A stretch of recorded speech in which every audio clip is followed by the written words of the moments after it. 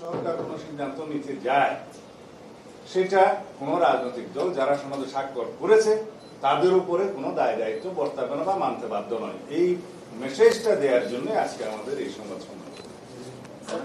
সাংবিধানিক আদেশ যেটা জারি করা, আপনারা রাষ্ট্রপতি জারি করে এই পক্ষে ছিলেন, অন্যান্য দল দাবি করছে যে প্রধান উপদেষ্টা করবে, আপনি ওই জায়গায় অবস্থান থেকে আদেশের বিষয়ে আমরা স্পেসিফিক কোনো প্রস্তাব এরকম দেইনি যে আদেশ কে জারি করবে।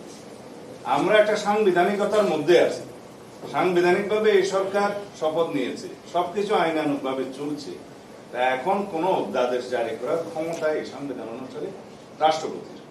যদি কোনো আদেশ জারি করতে হয়, সেই আদেশের মর্যাদা যদি আইনি হয়, সেই আদেশ জারি করার মতো কোনো সাংবিধানিক অবস্থা বাংলাদেশে নেই। কারণ প্রেসিডেন্ট অর্ডারটা জারি করার একটা বিধান এক সময় ছিল, যতদিন পর্যন্ত বাংলাদেশের সংবিধান গৃহীত হয়নি। আপনারা সবাই জানেন সেরকম পিইউ অর্থাৎ প্রেসিডেন্ট অর্ডার নিয়ে তখন রাষ্ট্র চলত। সংবিধান গৃহীত হয়ে যাওয়ার পরে রাষ্ট্রপতির আদেশ জারির আর কোনো বিধান রইল না, সেটা বিলুপ্ত হলো।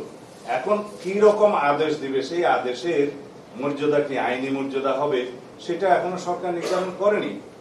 একমাত্র অধ্যাদেশ প্রণয়ন করা ছাড়া রাষ্ট্রপতির অন্য কোনো ভাবে আইন প্রণয়ন করার ক্ষমতা এখন নেই। Between two sessions of parliament রাষ্ট্রপতি অধ্যাদেশ জারি করতে পারে, কিন্তু এখন যেটা করছে আর কি, রাষ্ট্রপতি অধ্যাদেশ জারি করে রাষ্ট্রপতি যেটা করছে, কিন্তু আদেশ জারি করার কোনো বিধান বর্তমান সংবিধানে নেই। কিন্তু যদি এখন কোন প্রজ্ঞাপনকে আদেশ নামকরণ করতে চায় এবং সেটার আইনি মর্যাদা না থাকে, সেটা প্রজ্ঞাপনের মাধ্যমে সরকার প্রকাশ করতে পারে, গেজেট নোটিফিকেশন, আইন হবে না সেটা। আচ্ছা, আমার মনে হয় যে এই ব্যাপারে এটা আমরা প্রেস ব্রিফিং, কিন্তু এটা ডিবেটে পরিণত করছি।